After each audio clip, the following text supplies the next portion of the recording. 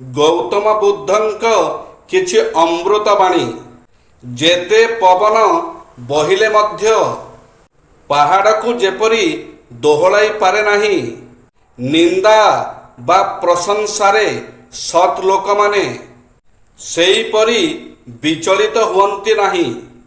ଅନ୍ଧକାର ଗୃହରେ ପ୍ରଦୀପ ପରି ବିବେକ ହିଁ ମଣିଷର ପଥ ପ୍ରଦର୍ଶକ ହୁଏ। ନିଜର ମନକୁ ପାପ ମୁକ୍ତ ନ କରି କଷାୟ ବସ୍ତ୍ର ପରିଧାନ କରିବାର କୌଣସି ମୂଲ୍ୟ ନାହିଁ।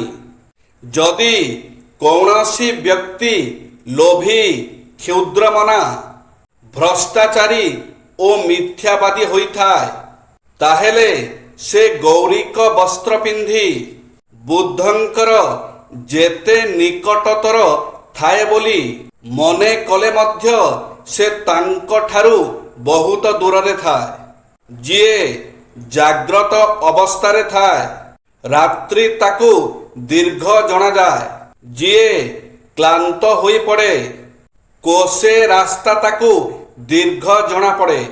ଯିଏ ପ୍ରକୃତ ଧର୍ମର ପଥ ଜାଣେ ନାହିଁ, ଜୀବନ ତା ପକ୍ଷରେ ଦୁର୍ବିସହ।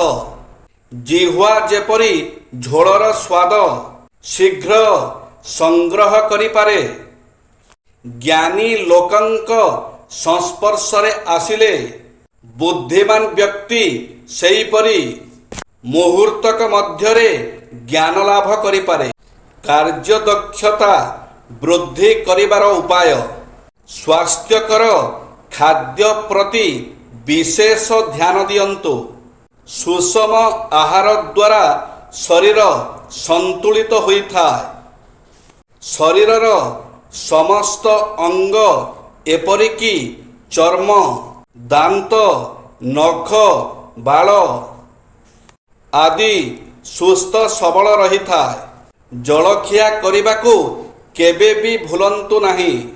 ସକାଳର ଆରମ୍ଭ ସନ୍ତୁଳିତ ଜଳଖିଆ ସହ କରନ୍ତୁ, ଯେପରି ଖରାବେଳର ଖାଇବା ପର୍ଯ୍ୟନ୍ତ ଆପଣଙ୍କ ଶକ୍ତି କମ୍ ନ ହୁଏ ଓ ଭୋକରେ କଷ୍ଟ ନ ପାଆନ୍ତି।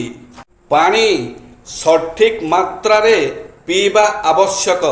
ଯଦି ଆପଣ ଅନ୍ୟ ପ୍ରକାରର ପାନୀୟର ଅଭ୍ୟସ୍ତ ଅଛନ୍ତି, ତେବେ ତାକୁ ଛାଡ଼ି ଭରପୁର ପାଣି ପିଅନ୍ତୁ। ଏଥିରେ ଆପଣଙ୍କ ହଜମ ଶକ୍ତି ବଢ଼ିଥାଏ ଏବଂ ଏହା ଅନ୍ୟ ପାନୀୟ ପରି ଶରୀରର କ୍ଷତି କରିନଥାଏ। ଜୟ ଶ୍ରୀ ଜଗନ୍ନାଥ।